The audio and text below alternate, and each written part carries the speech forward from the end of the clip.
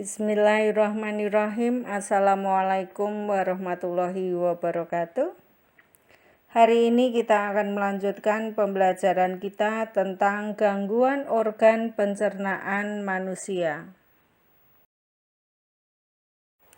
Ada banyak jenis gangguan yang menyerang organ pencernaan manusia. Gangguan pada organ pencernaan umumnya berhubungan dengan makanan yang kita makan dan cara makan yang tidak sehat.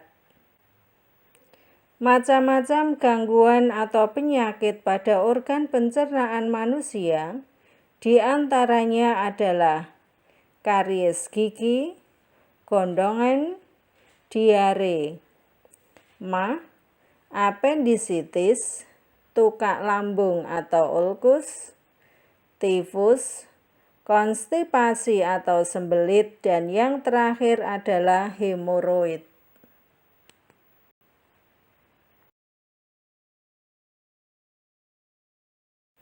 Sekarang kita bahas satu persatu dari gangguan pencernaan pada manusia.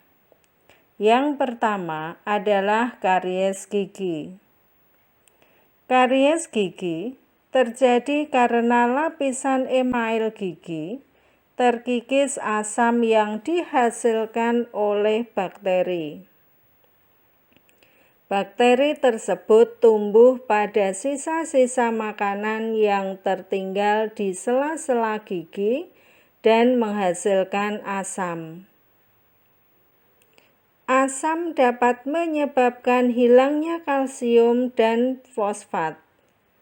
Gangguan karies gigi mengakibatkan gigi terasa nyeri, gigi keropos, gigi pecah, bahkan kehilangan gigi. Untuk mencegah terjadinya karies gigi, dapat dilakukan dengan cara menyikat gigi setelah makan makanan manis, kemudian mengurangi konsumsi makanan dan minuman manis, berkumur menggunakan air yang mengandung fluorid, mengonsumsi makanan yang menyehatkan gigi, dan yang terakhir kita bisa periksa gigi ke dokter secara teratur. Yang kedua adalah gondongan. Istilah lain dari gondongan adalah parotitis. Parotitis disebabkan oleh infeksi virus paramisovirus yang menyerang kelenjar ludah di antara telinga dan rahang. Akibatnya, terjadi pembengkakan pada leher bagian atas atau pipi bagian bawah. Gejala yang ditimbulkan antara lain demam, sakit kepala, nyeri otot, kehilangan nafsu makan, nyeri rahang belakang saat mengunyah, dan kaku rahang. Bagaimana cara mengatasi gondongan? Yang pertama adalah hindari makanan dan minuman yang asam. Kemudian makanan disajikan lunak agar mudah untuk mengunyahnya. Dan yang terakhir adalah minum banyak air. Yang keempat adalah diare. Penyebab dari diare adalah keracunan atau mengonsumsi makanan kotor. Akibatnya, penderita mengalami kehilangan cairan tubuh atau dehidrasi. Bagaimana cara mencegah dari dehidrasi? Maka penderita harus minum cairan oralit 2 hingga 3 kali sehari. Tetapi oralit dapat juga digantikan dengan melarutkan garam dan gula menggunakan air matang. Selanjutnya adalah MAH. MAH terjadi karena produksi asam klorida yang berlebihan di lambung. Kondisi ini biasanya diakibatkan pola makan yang tidak teratur, kemudian kelelahan bekerja, dan stres. Penderita MAH akan merasakan perutnya perih, mual, dan kembung. Untuk itu, cara menjaga agar tidak terjadi MAH sebaiknya mengonsumsi makanan sehat secara teratur. Yang keenam adalah apendisitis yang juga bisa disebut usus buntu. Apendisitis adalah peradangan yang terjadi pada umbai cacing atau appendix karena infeksi bakteri.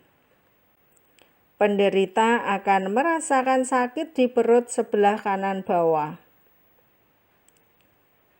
Selain itu, suhu badan penderita tinggi.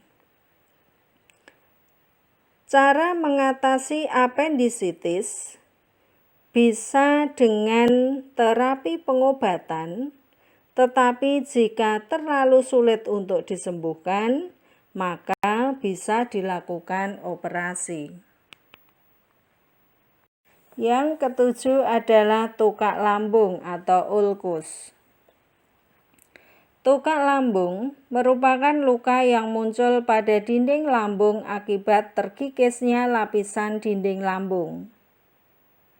Penyakit ini disebabkan oleh infeksi bakteri Helicobacter pylori. Bakteri tersebut menginfeksi lapisan mukosa lambung sehingga mengganggu sebagai pelindung.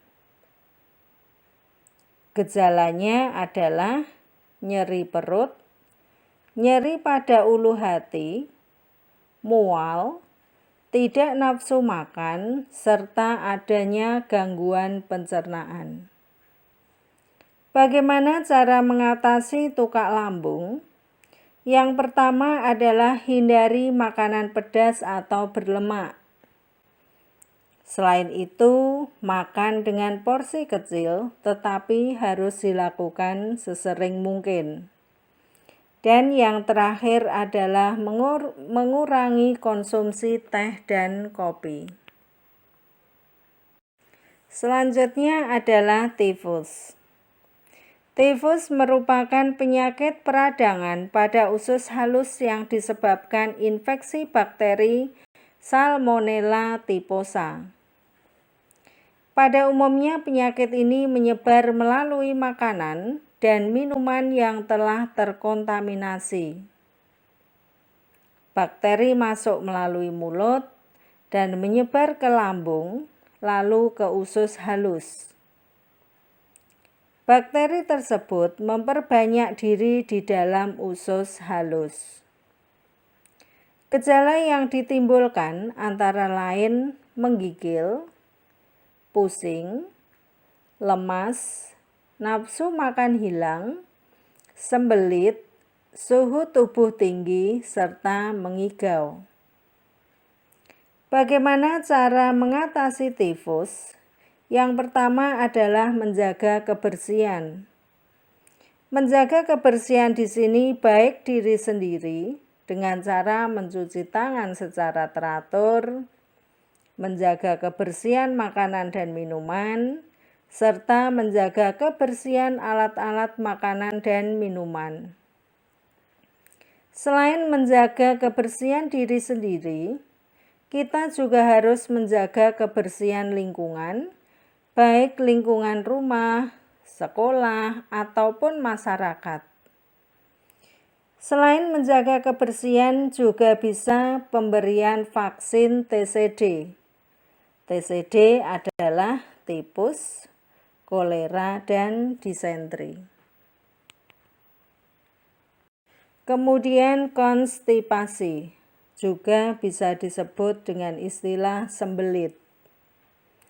Sembelit merupakan penyakit susah buang air besar. Penyebabnya antara lain kurang mengonsumsi makanan berserat. Contoh-contoh makanan berserat yang bisa dikonsumsi antara lain sayur, buah, dan biji-bijian. Yang terakhir adalah hemoroid. Istilah lain dari hemoroid adalah wasir atau ambeien. Hemoroid adalah pembengkakan pada pembuluh darah vena sekitar anus. Pada umumnya, hemoroid terjadi pada orang-orang yang sering duduk dalam waktu lama dan pada orang yang menderita sembelit. Kelainan ini juga sering terjadi pada wanita hamil dan orang yang terlalu gemuk. Gejala-gejala dari hemoroid diantaranya adalah rasa gatal dan nyeri di permukaan anus, kemudian tinja keluar bersama lendir atau darah, adanya benjolan di permukaan dubur, dan yang terakhir adalah merasa belum tuntas saat buang air besar. Bagaimana cara mengatasi penderita hemoroid? Di antaranya adalah bisa mengonsumsi makanan berserat, minum air yang cukup, olahraga teratur, dan yang terakhir adalah jangan menahan atau memaksa buang air besar. Demikian pembelajaran kita hari ini tentang gangguan organ pencernaan manusia. Akhirul kalam, wassalamualaikum warahmatullahi wabarakatuh.